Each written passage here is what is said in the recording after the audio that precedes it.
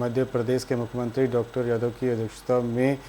सिंहस्थ 2028 की तैयारी पर मंत्रिमंडलीय समिति की 6वीं बैठक संपन्न हुई, जिसमें मुख्यमंत्री डॉक्टर यादव की अध्यक्षता में मंत्रिमंडलीय समिति ने 491.66 करोड़ रुपए की लागत से 17 नए विकास कार्यों को मंजूरी दी। साथ ही मुख्यमंत्री डॉक्टर मोहन यादव ने कहा कि सिंहस्थ 2028 के भव्य और दिव्य आयोजन के लिए जारी बेहतर रोड नेटवर्क के लिए इंफ्रास्ट्रक्चर निर्माण और सिपरा घाटों के निर्माण, पुण्य स्नान के लिए जल की पर्याप्त उपलब्धता और श्रद्धालुओं के ठहरने और आवागमन की सुगम व्यवस्था तय सीमा में पूर्ण की जाए। वहीं बेहतर प्रबंधन के लिए स्टाफिंग और उनके प्रशिक्षण की प्रक्रिया तत्काल प्रभाव से आरंभ